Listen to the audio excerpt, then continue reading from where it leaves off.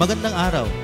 Ang pamagat ng aralin ay paggalang sa mga kaugalian ng kapwa na nakaugat sa pananampalataya.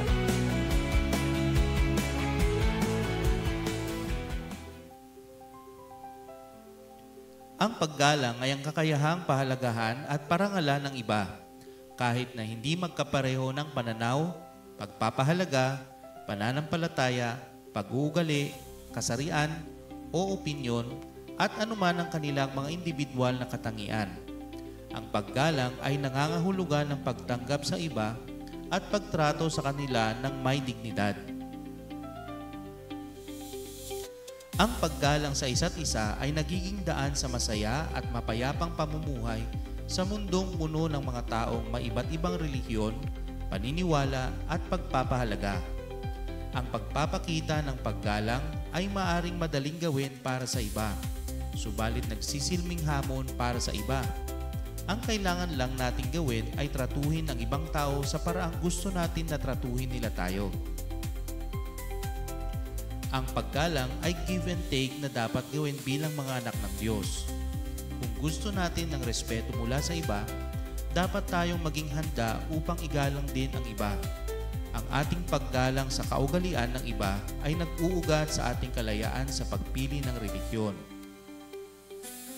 Ayon sa artikulo na religious freedom brings peace and not just world peace, ang kagandahan ng kalayaan sa relihiyon ay ang pagbibigay nito ng tamang pananaw upang tignan ang iba.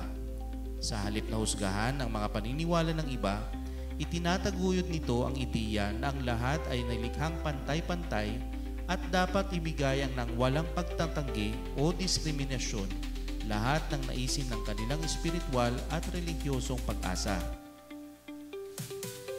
Muli, ang karapatang pantao ng karapatan sa relihiyon ay nagbibigay sa lahat ng karapatan ng walang pagkiling na maniwala o hindi maniwala. Sa alinmang paraan, ito ay nagbibigay daan sa atin na igalang ang dignidad ng ating kapwa. May mga mungkahing paraan sina Church at Peru kung paano igalang ang maging bukas sa lahat ng paniniwala.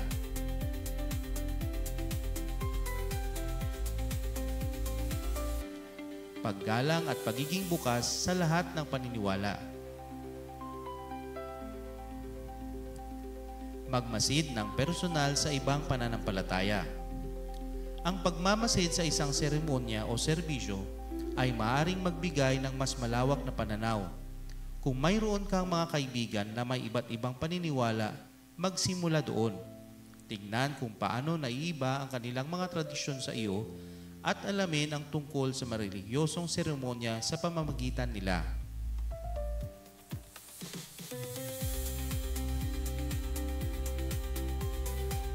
Maghanap ng mga pagkakatulad ng ibang paniniwala. Bagamat magkakaiba ang mga detalye, karamihan sa mga relihiyon ay may magkatulad na mga pangunahing pagpapahalaga. Mula sa Kristyanismo, Islam at Judaismo hanggang sa Hinduismo at iba pa, ang bawat relihiyon ay nagtuturo ng mabuting moral sa mga tagasunod nito. Mas madaling igalang ang lahat ng paniniwala kapag naiintindihan mo na ang bawat relihiyosong tao ay nagsisikap na maging pinakamuhusay na bersyon ng kanilang sarili, katulad ng mga hindi relihiyoso.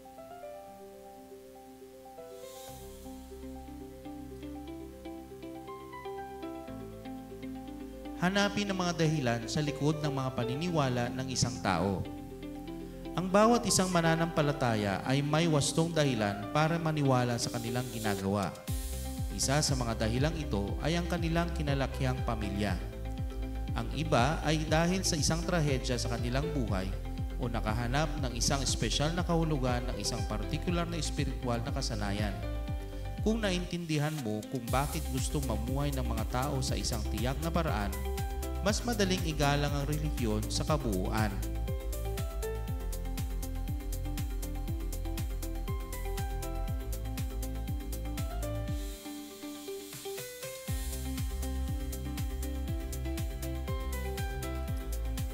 Maging maingat at maalalahanin sa pagtatanong. Kung may paniniwala kang nais matutuhan at may kaibigang handang magturo, kumonsulta sa kanila para sa kaalaman. Tandaan na hindi trabaho ng ibang tao na turuan ka tungkol sa kanilang mga paniniwala. Gayunpaman, maaari mong tanungin ng isang kaibigan kung handa silang makipag-usap sa iyo tungkol dito. Hanggat nagtatanong ka ng magalang at nagpapakita ng tunay na pagnanais na turuan ng iyong sarili, malamang na matutuwa silang tumulong.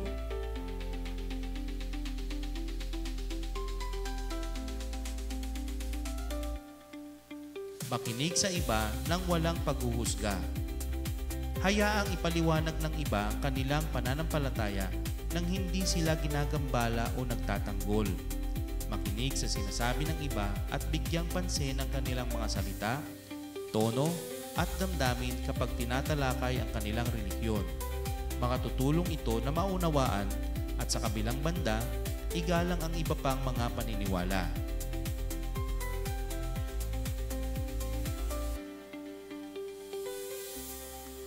Gumawa ng bukas na dialogo. Iwaksi ang lahat ng iyong mga pagpapalagay at yakapin ang iyong pagkamausisa. Ipaliwanag ang iyong sariling mga paniniwala nang hindi sinusubukang hikayatin o doktrinahan ang sinuman. At gumamit ng inclusive na dialogue para sa lahat ng relihiyon kapag nagsasalita ka.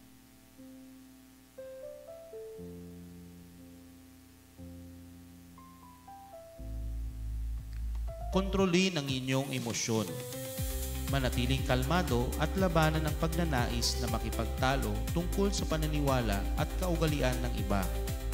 Madaling sumiklab ang galit at magkaroon ng mga depensa kapag pinag-uusapan ang tungkol sa mga paniniwala at ang pakikinig sa mga taong naglalarawan sa kanila. Paalalahanan ang iyong sarili na ang lahat ay may karapatan sa mga personal na paniniwala at opinyon katulad mo. Tumugon lamang kapag maaari mong gawin ito ng kalmado at may kabaitan.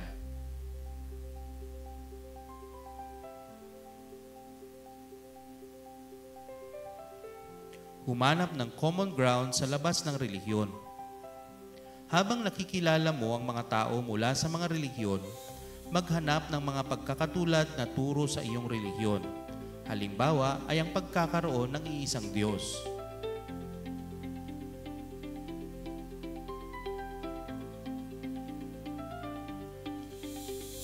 Ilagay ang sarili sa kalagayan ng iba. Tanungin ang iyong sarili kung ano ang mararamdaman mo kung hindi nila iginagalang ang iyong pananampalataya. Kapag inilagay mo ang iyong sarili sa kalagayan ng mga taong sumusunod sa iba't ibang paniniwala, maunawaan mo kung bakit mahalaga ang paggalang sa lahat ng paniniwala. Tumutok sa pagiging mabait, magalang, at pakikitungo sa mga tao kung paano mo gustong tratuhin. Kung magpapakita ka ng paggalang sa iba, magpapakita rin sila ng higit na paggalang sa iyo bilang kapalit.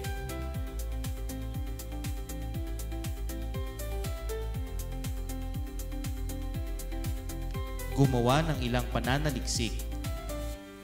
Ang pag-aaral tungkol sa ibang mga paniniwala ay nakakatulong na palawakin ang pananaw sa mundo.